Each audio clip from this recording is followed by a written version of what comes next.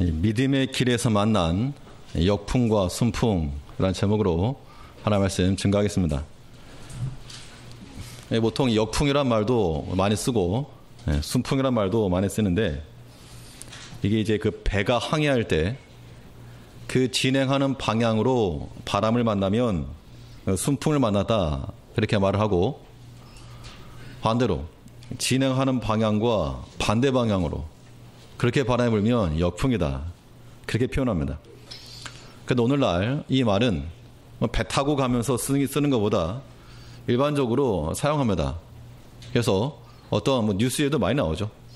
어떤 분위기가 좋았는데 어떤 사건이 터져가지고 역풍을 만났다, 아니면 어떤 사건이 호재로 발생해서 더 유익함을 끼친다, 그겁니다. 자, 인생의 모든 일들이 마치 자기 혼자 살 수 있는 게 아니라서 주변에 여러 가지 일들과 같이 가는 겁니다. 그래서 이 흐름을 잘 타고 가면 순적하게 쉽게 갈 수 있는 것이고, 반대로 역풍을 만나게 되면 더디고 힘겹게 가는 겁니다.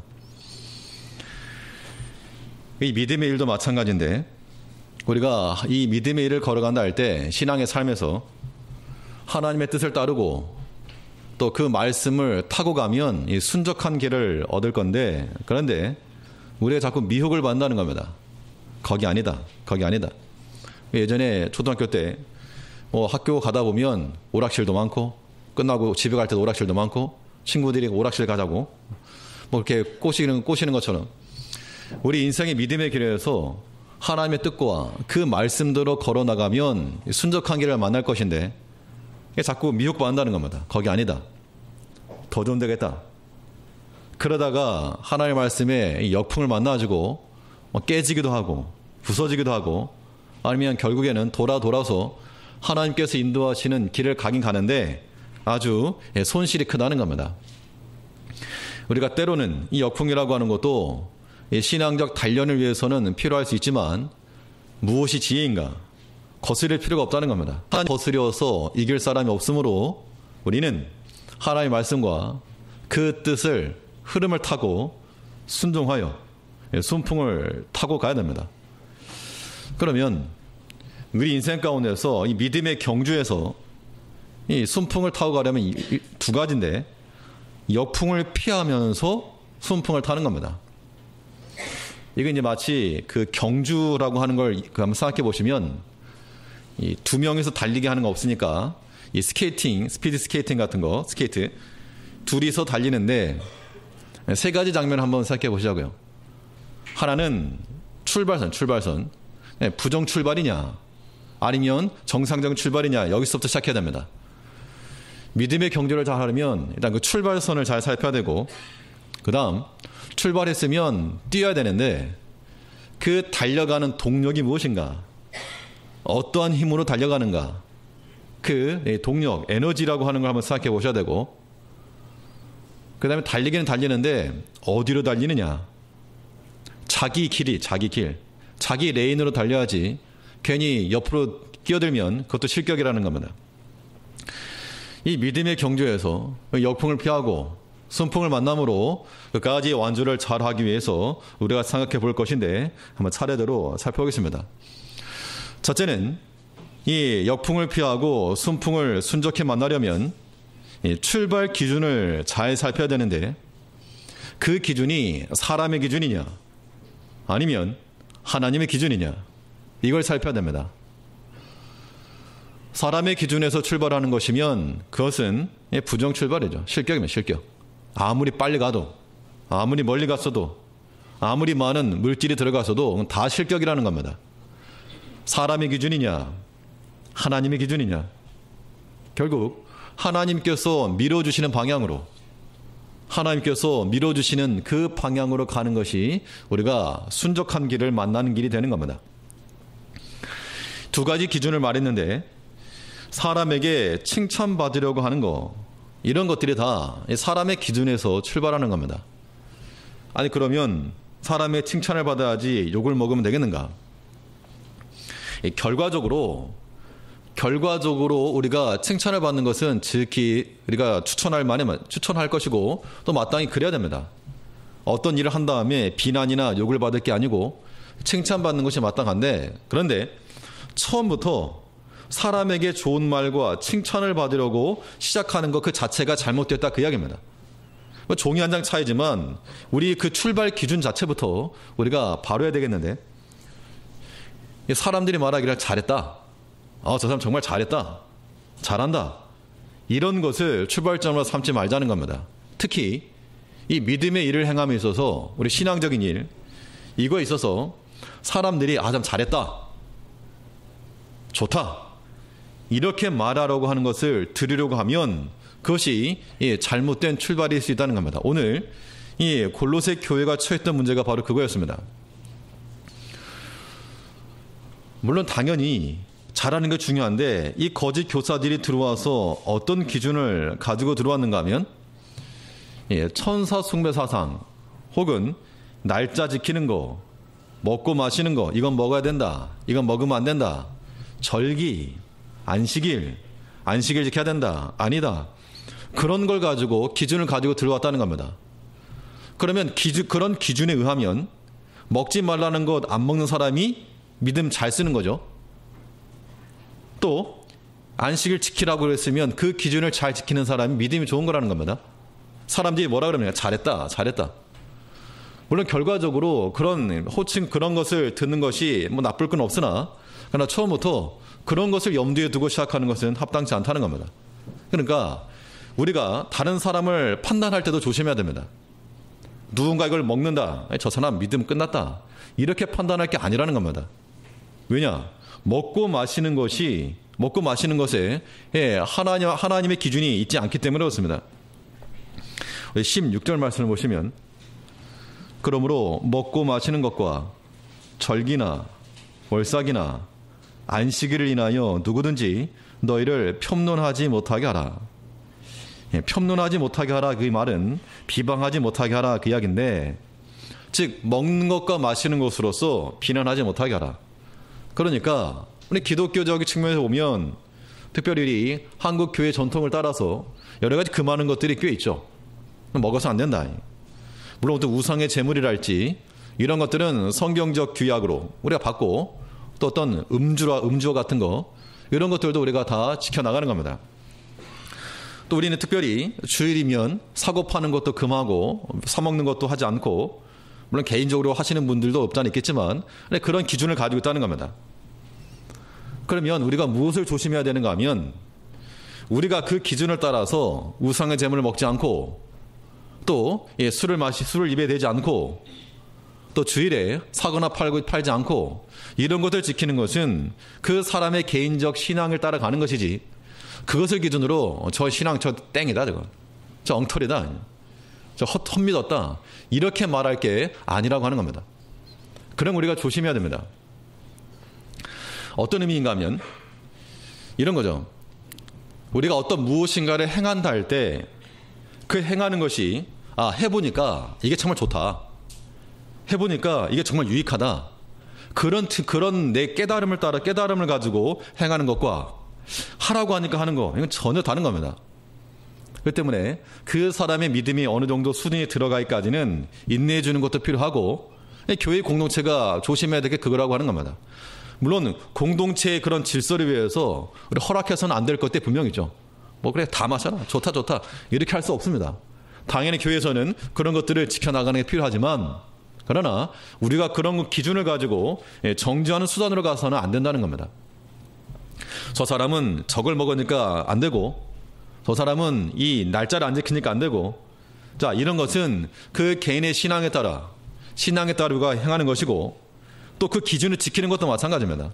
먹고 마시는 것도 내가 내 신앙적 유익을 따라서 내가 주께 받은 그 은혜와 사랑을 가지고 내가 주의 말씀에 더 가까이 나아가기 위해서 먹지도 않고 행하기도 하고 그런 것이지, 다른 사람이 행해라, 그 기준 가지고 행하는 거, 그것은 절반짜리, 50점짜리. 우리가 어떤 일이건 다 주를 사랑하는 마음으로 해야 됩니다. 먹든지 마시든지 내가 먹어도 주를 사랑하는 마음으로 하는 것이고, 또는 먹지 않아도 주를 사랑하는 마음으로, 또 설령 어떤 그런 부족함, 우리 기준에 따라서 그 기준에 부합하지 못한 그런 사람들을 볼 때 저리 나가거라, 떨어낼 것이 아니고 인내하고 기다려주는 겁니다. 우리 보통 어떤 일을 행할 때 나는 실력 있고 저 사람 실력이 없으면 어떤 마음이 드는가? 처음엔 다 똑같이 이제 초보였다가 내가 어느 정도 조금 실력 있게 되면 나보다 못한 사람을 보게 되면 어떤 마음이 드는가 하면 분노가 있는 분노. 왜 못하느냐 저걸? 왜 못하느냐? 저것도 모르느냐? 이런 마음이 들기 쉽다는 겁니다. 그런데 그런 마음이 드는 거는요, 실력이 아주 높이 올라가지 못한 단계입니다. 그냥 조금 아니까 그 조금 아는 지식과 그 경험으로 사람을 보고 판단하는 겁니다. 그런데 정말 실력이 더 올라가게 되면, 어느 경지까지 올라가게 되면 좀 부족한 사람을 보았을 때 어떤 마음이 드는가 하면 불쌍한 마음, 긍휼히 여기는 마음. 아, 그래 내가 도와줘야 되겠다. 내가 좀 힘이 돼줘야 되겠다. 이런 마음이 들지 왜 못하느냐 이런 생각 안 든다는 겁니다. 그러므로 우리 믿음 안에서 어떤 연약한 자들을 보면 왜 이걸 안 하는가, 왜 못하는가 이렇게만 하지 마시고 좀 긍휼히 여기는 마음으로 내가 저 사람을 위해서 도울 바가 무엇인가, 저 믿음의 형제가 믿음에 굳게 설 수 있도록 내가 행할 수 있는 바가 무엇인가, 그것을 찾고 지원해 줄 줄 아는 것, 이것이 필요하다는 겁니다. 사람들이 아무리 저 사람은 이거 안 먹고 저거 마시고 절기 지키고 월삭 지키고 안식을 지키고 믿음 좋다 그런 말 해봐야 하나님께서는 그걸 안 보신다는 겁니다. 우리가 믿음의 일을 했다고 하더라도 사람이 높아지는 것은 이 정상적인 구조가 아닙니다. 뭐 교회 내에서 목사로 혹은 뭐 장로님들이나 권사님들, 집사님들 직분을 가지고 계시지만 어떤 일을 했습니다.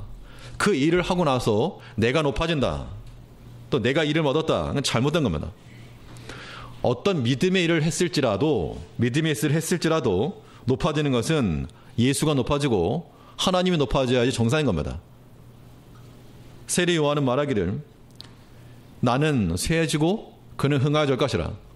많은 수고를 하고 고생을 했어도 나는 쇠해지고 그는 흥해져야 된다. 이것이 바른 기준이지, 내가 행한 것만큼 내가 좀 대접을 받아야 되겠다, 내 고생한 것만큼 내가 인정을 좀 받아야 되겠다, 그런 마음을 가지고 있는 것이 합당치 않다는 겁니다. 우리는 어떤 일에 대해서든 사람에게 좋게 하랴 하나님께 좋게 하랴, 결과적으로 사람에게 칭찬을 받아 마땅하지만 첫 출발선이 사람을 인식하고 의식하고 좋은 말 드리려고 하는 거, 그거는 바른 출발 아닙니다. 어떤 출발선에서 해야 되겠는가? 우리는 이 하나님께 칭찬받으려고 하는 것, 이거는 절대 과함이 없습니다. 하나님께 칭찬받으려고 하는 것은 하나님의 기준에서 출발하는 것이요, 반드시 역풍을 만나더라도 순풍이 이긴다는 겁니다. 우리가 만나는 그 거스리는 바람을 뚫고 갈 수 있는 힘, 그 힘을 하나님께 주시는 것인데, 여러분 우리가 우리의 행함에 있어서 사람이 잘했다 이거보다도 주께서 잘했다, 참 잘했다, 이런 평가를 들을 수 있도록 힘을 써야 됩니다. 때로는 이 물질적인 손해가 발생했는데 주께서 그래 잘했다, 차라리 잘했다, 이런 평가가 우리 가운데 있어야 되고, 사람과의 관계에서 내가 욕을 먹었는데 나는 그래서 좀 속이 상한데 근데 주께서 잘했다 차라리, 이런 평가가 우리에게 임할 때, 또 그것을 우리에게 귀하게 여길 때, 이것이 우리에게 합당하다는 겁니다. 누구의 칭찬을 받기를 원하십니까? 누구의 칭찬? 우리가 사람에게 칭찬을 받으면서도 겉으로는 다 잘하니까, 겉으로는 아이고 참 좋습니다, 참 잘합니다. 그런데 그 본질을 들여다보니, 속마음을 열어보니 다 시커매져가지고 탄 고개같이 먹지도 못할 만큼, 그래서 안 됩니다. 하나님께서는 우리의 외모를 보지 않고 우리의 속마음을 보신다 그랬습니다. 그러므로 우리 영혼을 정결하고 깨끗하고 좀 아름답게 장식한 그런 신부와 같이 우리 영혼이 그런 모습으로 만들어져 나가는 것, 그것이 우리에게 필요하다는 겁니다. 우리가 어떤 일을 행함에 있어서 우리의 형식적인 것, 외적인 것, 하나님께서는 그거 아니고 우리 속마음 본다 그랬습니다. 그러면 형식과 절기는 다 피해졌는가? 사실 이런 말씀을 하는 많은 경우에 보면 이 날짜 혹은 절기 이런 것들은 이미 다 폐해졌다, 의미가 없다라고 말하기도 합니다. 그러나 저는 개인적으로 형식이라고 하는 것이 중요하다고 여겨집니다. 형식 자체가 다는 아닌데 형식을 무시해서는 안 된다, 그 얘기죠. 예수님께서도 그 제자들과 함께 예배 드리실 때 일정의 패턴이 있었습니다. 찬송하시고 기도도 있었고, 그 다음에 말씀 선포도 있었고, 또 초대교회도 보면 그 가운데 말씀 선포도 있었고, 찬미도 있었고, 애찬도 있었고, 또 연보도 있었고, 거의 형식적인 것을 파괴한 게 아니고 그냥 암묵적인 그런 일정한 형식을 갖춰 행한 겁니다. 우리 어떤 외국 어떤 정상이 왔다 그러면 아무렇게나 대접하는 게 아니라 그 매뉴얼이 다 있습니다. 의전이라고 해서 그 형식을 갖춰서 행하는 것이지 그냥 아무렇게나 막 하는 게 아니라는 겁니다. 우리 하나님을 섬길 때 하나님 섬기는 거 다 중요한데 형식이라고 하는 거 이것도 우리가 무시하지 않으면서 나가야 됩니다. 그게 절대적인 것은 아니지만 그렇다고 해서 우리가 뭐 주일 지킬 필요 없다, 뭐 꼭 이 시간에 예배 드려야 되느냐, 뭐 그런 마음 갖는 거, 그렇게 하다 보면 뭐 교회도 필요 없다 이렇게 나온다는 겁니다. 그런데 무교회주의가 그렇게 나오는 건데 우리는 형식 자체가 의미 있고 그걸 지켜야지만 된다라고 하는 그런 것은 벗어나야 되지만 형식 안에 담겨있는 그 내용, 우리 그것을 우리가 귀히 여겨야 됩니다. 그러니까 성경 뭐라 그랬습니까? 모이기를 힘쓰라 그랬으니까 하나님 성경 자체가 이 모임 자체를 폐한 게 아니라는 겁니다. 또 이 안식일 다음 날 이 주일에 모였고 초대교회 전통을 따라 우리가 모여온다는 겁니다. 이 주일 예비 전통이라고 하는 것을 무시할 게 아니란 얘기죠. 그러다 보면 무빙 처치랄지 무교회주의가 나오게 되는데 우리는 이 주의 날을 귀하게 여겨야 됩니다. 안식일을 지키는 것처럼 주일을 지키는 건 아니지만 그 정신과 사상은 주일로 연결되었습니다. 전에 한번 말씀드리긴 했지만 기억나실지 모르겠습니다. 아무튼 이 안식일에 담겨있는 두 가지, 이 창조 후에 안식을 주시고 또 부활 후에 안식을 주시고, 이제 우리는 이 주일을 지키는 것은 예수 그리스도의 부활을 기념하여 지키는 겁니다. 우리가 주일날 모일 때마다 예배시마다 기도시마다 어떤 마음을 가셔야 되는가? 예수의 부활하시는 것을 기념하고 또 주의 다시 오실 것을 다시금 생각하는 그런 마음으로 우리가 예배를 드려야 하지 마땅합니다. 시간도 마찬가지. 우리 정해진 시간을 지켜서 예배하는 거, 모이기를 힘쓰는 거, 이게 굉장히 중요한 거죠. 교회의 비전이 뭐냐? 목회자의 철학이 뭐냐? 혹시라도 이런 걸 물어보시면 제일 먼저 드리고 싶은 말은 모이기를 힘쓰는 교회, 모이기를 힘쓰는 교회. 아니 뭐 집합이 돼야지 뭘 하거나 말거나 하지 않겠습니까? 그렇기 때문에 제일교회 비전이 뭐냐? 목회 철학이 뭐냐? 그런 게 혹시 궁금하시면 모이기를 힘쓰는 거. 모이기를 힘쓰는 교회가 되고 모이기를 힘쓰는 성도가 되라. 왜 그래야 됩니까? 주의 오심이 가까울수록 패하지 말고 더 걸어라 그랬으니까. 약속의 말씀을 따라. 그래서 어떤 일이건 모이라 하면 모여야지. 집합했는데 아무도 없으면 이건 아무것도 못하는 겁니다. 우리의 출발선이 사람의 기준에서 벗어나서 하나님의 기준에서 사람이 잘했다, 열심히 했습니다, 잘했습니다, 이런 거 말고 주께서 그래 잘했다, 우리 마음속으로 잘했다, 우리 자신 연약함이 거기서 나오는 겁니다. 사람에게는 칭찬받을지 모르겠는데 우리 속마음으로 하나 앞에 얼마나 많은 질책을 받고 있고 얼마나 죄송한 게 많은가, 그런 것들 우리가 생각해야 됩니다. 그래서 이 하나 앞에서 주께서 칭찬하시는 그 칭찬을 기대하며 살아가는 우리가 되어야 됩니다. 우리 출발이 바른 출발점이 되려면 하나님으로부터 출발해야 되고, 또 사실은 출발하는 곳에서 목적지가 결정되는 겁니다. 어느 방향으로 한 걸음을 내딛느냐, 이것은 곧 우리 목적지를 결정하게 되는데, 어둠을 향해서 한 걸음 내디디면 어둠의 길로 계속 가는 거고, 이 빛을 향해서 걷기 시작하면 광명의 세계로 나간다는 겁니다. 우리의 첫걸음이, 우리의 발걸음이 어디를 향해야 되겠는가? 이 어둠이나 그림자를 향해서 나갈 게 아니고 빛과 실체를 향해서 나가야 될 것을 말하고 있습니다. 오늘 본문에서 이 바울 사도가 골로새 교회들에게 말한 말이, 그 날짜 지키는 건 좀 어떤가? 천사 좀 알고 있으면 좀 어떤가? 그게 아니고 왜 그것을 금했는가? 그런 것들은 실체가 아니다. 그런 것들은 그림자라. 장래일의 그림자라. 그 그림자라고 하는 것은 허상이라는 얘기죠. 실체가 있는데 실체를 붙들지 않고 이 허상만 붙들고 있으니까 그거를 경계하신 겁니다. 17절 말씀 보시면 17절에서 이것들은 장래일의 그림자이나 몸은 그리스도의 것이니라.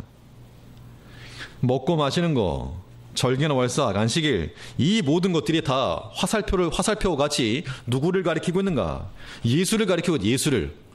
그런데 그러면 당연히 우리가 그 화살표가 가리키는 바 그 예수를 붙들어야 마땅한데 계속 그냥 화살표만 보고 있다는 겁니다. 우리가 진정으로 집중하고 우리가 진정으로 주목해야 될 그 대상은 예수입니다. 우리 삶 가운데서. 그래서 하나님께서 우리에게 건강도 주시고 물질도 주시고 은사도 주시고 모든 걸 주셨는데 이 모든 것들이 가리킨 게 뭡니까? 우리 건강을 통해서 예수를 가리키고 있다는 겁니다. 우리 물질을 통해서 예수를 가리키고 있는 거고 우리 시간도 다 예수를 가리키고 있는 거고 그런데 우리가 정작 그 실체를 보지 못하고 그냥 그것만 놓고 생각하기 때문에 그것이 잘못되었다 그 이야기입니다.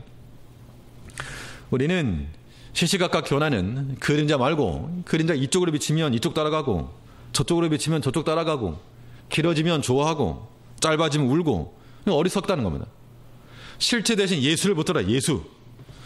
우리 하나님 말씀을 들을 때도 성경적인 지식으로 받을 게 아니라 그 내게 말씀하시는 예수를 받아야 되고 이 예수가 실제 삶에 대한 실제적으로 우리가 어떤 이 믿음의 길을 걸어갈 때 뭐 역풍이냐 순풍이냐 떠나서 먼저 그 출발을 어디서 할 것인가. 우리 하나님으로부터 출발해야 됩니다. 어디서 출발했느냐. 시작이 무엇이냐. 사람으로부터가 아닌 하나님으로부터 출발하여 하나님께로 귀결될 수 있는 그러한 믿음의 길을 걸어갈 때 우리가 순적한 길을 만나 이 믿음의 길을 다름질할 수 있을 거라고 하는 겁니다. 둘째로 우리 이 역풍을 피하고 순풍을 만나기 위해서 우리가 또한 살펴야 될 게 무엇인가. 출발했으면 이제 달려가는 힘인데 이 달리는 동력을 살펴야 한다는 겁니다. 무엇이 우리의 달려가는 힘이 되는가. 육체의 마음의 소욕을 따라가는가 아니면 머리 대신 예수를 따라가는가. 그 차이입니다. 결국 하나님께서 사용하시는 그 에너지를 우리가 써야 되겠는데 이 요즘 시대에 뭐 물론 석탄도 떼기도 하지만 요즘 뭐 장작으로 뭐 연료를 만들거나 그런 세대는 흔하지 않을 겁니다. 도시에서 점점 더 좋아지고 효율적인 게 나오면 그런 걸 쓰죠. 마찬가지로 우리가 세상의 소욕, 육체의 소욕이라고 하는 것도 우리로 하여금 무엇인가 하긴 하지만 행하는 것이 미비하다는 겁니다. 효율도 떨어지고. 그러나 우리가 머리 대신 예수를 우리의 동력으로 삼고 나가면 이건 청정에너지. 손해 나는 것도 없고 해로움도 없고 100% 완전하게 유익함을 주는 것이 이 머리 대신 예수를 따라가는 것인데 육체의 마음을 채우려 가는 것은 결국 역풍을 만날 것이고 상을 얻으려고 힘써 행할지라도 육체의 마음을 따라 행하는 것은 다 빼앗길 거라 그랬습니다. 18절 말씀 보니까 누구든지 일부러 겸손함과 천사 숭배함을 인하여 너희 상을 빼앗지 못하게 하라. 저가 그 본 것을 의지하여 그 육체의 마음을 좇아 헛되이 과장하고. 육체를 위해서 쌓는다라고 하는 것의 특징이 몇 가지 나오는데 먼저는 이 본 것을 의지하고 그러니까 사람의 눈이라고 하는 게 내가 봤다고 해서 그게 객관적인 증거가 될 수가 없습니다. 물론 사람의 그런 일들을 이룰 때 목격했으면 목격이 사실인데요. 그런데 이 우리가 무엇인가를 본다 했을 때 사실 보고 싶은 대로 보는 겁니다. 그래서 우리가 똑같은 사건이 벌어져도 왜 어떤 뉴스 같은 걸 봐도 똑같은 사건인데 여당과 야당 입장이 그렇게 다르죠. 똑같은 사건인데 자기가 보고 싶은 대로 본다는 겁니다. 또 듣고 싶은 대로 듣는 것이고 사람은 그만큼 객관적이지 못한 겁니다. 우리 자신도 마찬가지죠. 무엇인가를 보고 판단할 때 내가 옳은 겁니다. 나는 옳다라고 말하지만 다른 사람 입장에서 보면 옳지 않거든요. 보면 그런 것들도 어느 정도 인식을 해야지만이 관계가 이루어가는데 무조건 자기만 옳고 너는 틀리고 이런 마음 가지고서는 옳지 않습니다. 사람은 다 객관적이지 못하고 주관적이기 때문에 이 객관적인 시각을 가지려면 자기 바깥에서 봐야 되겠죠. 그러니까 다른 사람 입장에서도 볼 수 있어야 될 것이고, 더 아주 객관적인 것은 하나님의 입장에서 보는 겁니다. 그래 우리가 참 사람에게 자랑할 게 없다, 이걸 알게 될 겁니다. 근데 보통 많이 정죄합니다. 저 사람 이게 안 되고 저게 모자르고. 근데 우리를 보면 그런 말할 처지가 안 된다라고 하는 걸 아마 다 아실 겁니다. 이 중에서 뭐 자신 있게 뭐 판단하실 분은 계시면 무엇이 약한지 제가 말씀드릴 수 있습니다. 누구라도 사람이 다 그렇다는 겁니다. 그러므로 우리가 우리 눈에 보이는 거 그거 의지하지 말고, 또 그것에 대해서 과장하지도 말고, 눈에 보이는 것에 대해서 또 헛되이 과장한다 그랬습니다. 이게 다 이제 자기를 드러내기 위함이죠. 이게 어떤 건가 하면 이 육체를 따라서 가는 건데, 자기가 보고 싶은 거, 듣고 싶은 거, 또 사람의 마음이 육체의 욕심을 따라가게 되면 이게 폭주 기관차와 같아가지고 이게 제어가 안 됩니다. 제어가. 결국에는 무너지기까지, 부딪혀 깨지기까지 가고 만다는 겁니다. 그러므로 이 육체의 마음은 헛된 것을 체험하기 때문에 그것에 소망을 두지 말고 우리가 무엇을 따라갈 것인가. 오늘 본문은 말하기를 머리 대신 예수를 붙들어라 그랬습니다. 머리 대신 예수. 자, 예수가 우리의 머리라고 하는 것은 이미 성경에 나왔던 부분이고, 오늘 19절 말씀을 보시면 머리를 붙들지 아니하는지라 온 몸이 머리로 말미암아 마디와 힘줄로 공급함을 얻고 연합하여 하나님이 자르게 하심으로 자라느니라. 여기서 말하는 이 머리는 예수면 예수, 즉 우리가 예수의 머리로 살아갈 때, 머리로 산다는 건 어떤 의미인가 하면요, 사람에게도 보면 우리가 어떤 일을 행할 때 뭐 물건을 짚는다 할지 먹는다 할지 이 모든 것들이 다 어디서 명령을 내리는 겁니까? 뇌에서, 머리에서 명령을 내리는 거죠. 뇌에서부터. 뭐 공이 날아오니까 피해라, 피하는 거고, 눈 깜짝할 사이 일어난 일이지만 이 머리의 명령만 잘 들으면 해를 당하지 않는다는 겁니다. 특히 뭐 늦은 시간에 뭔가 먹고 싶다. 이 먹고 싶다는 게 머리에서 말하는 게 아닙니다. 머리로는요, 먹으면 안 된다. 먹으면 안 된다. 그러면 속 부대낀다. 그리고 또 먹을래. 뭐 아무튼 머리로는 안 된다. 그래서 우리가 그러죠. 먹으면 안 되는데. 그런데 무엇을 따라갑니까? 예, 혓바닥에 그 침샘을 그냥 자극적으로. 자꾸 이제 그걸 따라가다 보니까 머리만 따라가면 되겠는데, 머리를 안 따라가니까, 육체의 욕구를 따라가니까 그냥 계속 먹어내, 계속. 우리가 이 믿음의 삶에 있어서도 예수께서 행하신 그 말, 예수를 머리로 붙들고 살면 해가 없다는 겁니다. 알고 있어서가 아닙니다. 알고 있어서가. 하나님의 말씀을 알고 있다고 해서 그 말씀이 내게 아니라는 겁니다. 그러니까 어떤 음식이 있는데, 이 음식은 몇 칼로리이고 주 성분은 뭐고 이걸 먹으면 뭐 효능이 있고, 백과사전처럼 알고 있다고 해서 유익한 게 아니고 먹어야지. 먹어야 유익한 거지. 이거는 뭐 간에 좋고, 이거 무슨 장에 좋고, 이거 무슨 뭐 눈 피로 회복에 좋고, 그걸 알아봐야 소용없는 겁니다. 알았으면 먹는 겁니다.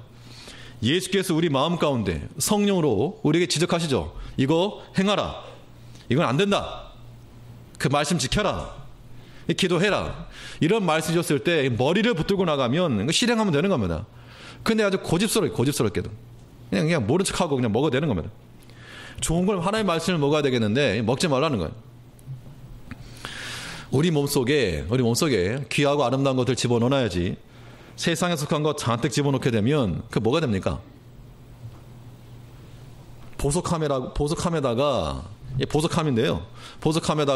코푼 휴지 집어넣고, 그 다음에 무슨 쓰레기 집어넣고, 그러면 보석함이라도 그건 쓰레기통 되는 겁니다.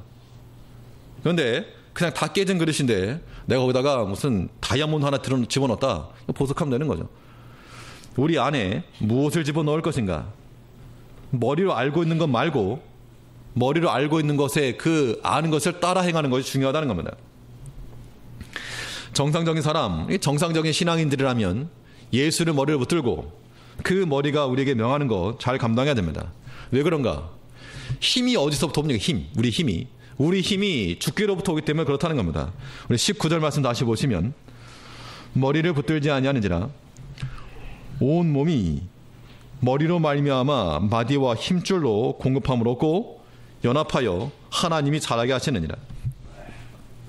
힘은 하나님께로부터 얻는 건 머리로부터, 그리고 하나님께서 자라게 하심으로 자라느니라. 이 공급만 잘 이루어지면 이 생명활동이라고 하는 것은 정상적으로 이루어지는 겁니다. 예수로부터 힘을 받고 있는가? 예수가 나의 힘이 되고 있는가? 이걸 우리가 생각해야 됩니다. 우리 자신에게 질문 던지는 겁니다. 예수가 내 힘이 되고 있는가? 아니면 무엇으로 힘을 삼는가? 이것저것 없으면 이것저것도 없이 어떻게 살려고 합니까?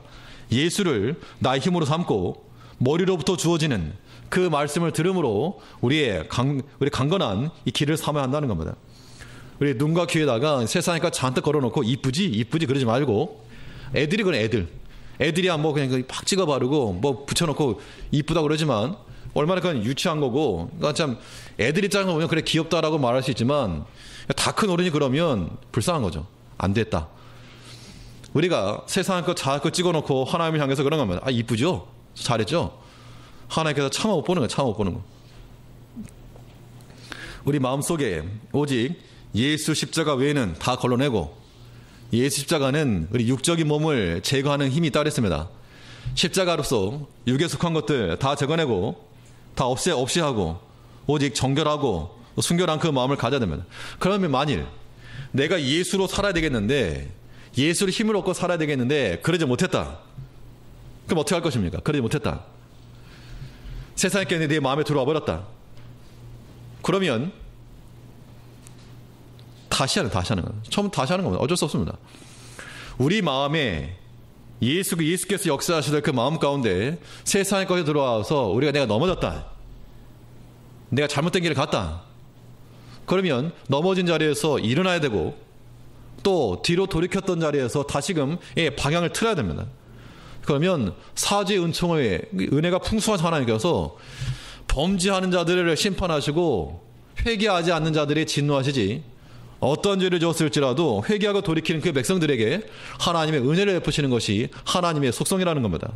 그러므로 내가 주님 앞에 하나님 앞에 나아갈 만한 면목이 없다. 면목 없으니까 더 나가는 겁니다. 더 자녀된 신분 가지고 나가는 겁니다. 그러므로 우리 지난날 내가 어떻게 살았는가, 그런 것 때문에 내가 못 나가고 내 마음을 닫아버리고 마시고 도리어 우리 모든 것들 그냥 다 내려놓는 겁니다. 우리 치유의 하나님께서 다 치유하실 것이고 사죄의 은총으로 우리를 깨끗하게 해주실 하나님이시라는 겁니다. 그 깨끗함을 입어 우리가 더욱 주 앞에 나가야지 여전히 육신의 약함을 붙들고 있어서 안 된다는 겁니다. 하나님으로 출발했으면 머리 대신 예수를 따라, 그 동력을 따라 힘있게 달려가야 됩니다. 또 셋째로, 이 신앙의 경륜에서 역풍을 피하고 순풍을 만나려면 나의 달려갈 길을 살펴야 되겠는데, 그 길이라고 하는 것이 내가 설정한 길인가, 아니면 주께서 주신 길인가, 그걸 봐야 됩니다. 내게 주신 길을 걸어가면 순적한 길을 만나서 쉽게 갈 수 있고, 남의 길 가려고 그러면 거기서 삐걱거리는 겁니다. 하나님이 정하신 길로 나아갈 수 있어야 되겠는데, 이 거짓 교사들이 들어와서 일부러 겸손한 척하고 천사 숭배를 하고 눈에 본 것을 의지하고 과장하고, 그러다 보니까 이게 불협화음이 났다는 겁니다. 아, 나는 그런 은사가 없는데 저 사람이 겸손한 척하니까 나도 겸손하려고 하고, 저 사람이 천사를 봤다 그러니까 나도 안 봤다고 말할 수 없어서 나도 봤다라고 말하고, 이러다 보니까 이게 거짓이 되고 외식이 되었다는 겁니다. 어떤 사람이 하나님을 보고 싶어가지고, 하나님 제발 하나님 좀 보여주십시오. 하나님 보여주십시오. 그래서 이런 마음을 가지고 이제 기도하다가 잠이 들었답니다. 그때 어떤 꿈에 한 영감이 나타나가지고, 영감님께서 나타났다 그러는데, 아, 그래 하나님인가 보다. 내가 뭘 보려고 그러면 생각난다니까요. 또 그 방언도 마찬가지입니다. 어떤 아는 동생이 어떤 기도원에 가가지고 방언을 배웠는데, 방언이라고 하는 것이 내가 나오는 것이 자기 속에서 나오는 거죠. 근데 이걸 이제 따라하라면 따따따따 하고 얼랄랄라 하고, 그러면 그렇게 배워서 하는 그 방언이 참된 방언인가? 그런 것들도 마찬가지로 보여주기식이죠. 우리가 오늘날 뭐 방언하는 것 자체가 잘못된 거 아니고 얼마든지 할 수 있지만 배워서 하는 거, 그런 것은 우리가 인정할 수가 없는 겁니다. 사람이 무엇을 택하는가? 나의 갈 길을 가야 되는데 내 길을 무엇으로 삼을 것인가? 내가 본 거, 내가 원하는 거, 그것을 우리 길을 삼으면 안 된다는 겁니다. 이 아브라함과 롯이 선택의 갈림길에서 롯이 무엇을 선택했습니까? 눈을 들어본 즉 저 소알 땅이 물이 많고 풍성해서 거기 갔죠. 거기 갔다가 소돔 사람들과 함께 다 망해버린 겁니다. 또 나오미와 엘리멜렉 가정이 흉년 때 눈을 들어본 즉 저 모압 땅에 먹을 게 있다. 그것 따라갔다가 뭐 아주 그냥 마지막에는 죽게 돌아가긴 했지만 이 가정이 다 깨지고 말았다는 겁니다. 우리가 나의 길을 삼을 때 저거 좋아 보인다. 내가 저거 해야 되겠다. 이거 말고 하나님께서 내게 주신 그 길을 걸어가야 되는데 내가 본 거 말고 내 안에서 주께서 보시는 것을 나의 길로 삼아야 한다는 겁니다. 내가 아무리 좋아 보여도 주께서 아니다 하시면 그거 내려놔야 되고, 내가 좀 싫어도 주께서 말씀하신 거기 여기다 하시면 그 길을 걸어간다는 겁니다. 아브라함은 이 소돔 물이 많고 이 양과 소를 먹일 수 있는 풀이 많은 거 그걸 놓쳤지만 황무지를 선택했지만 그러나 하나님이 함께 하신 그 약속의 땅을 본 겁니다.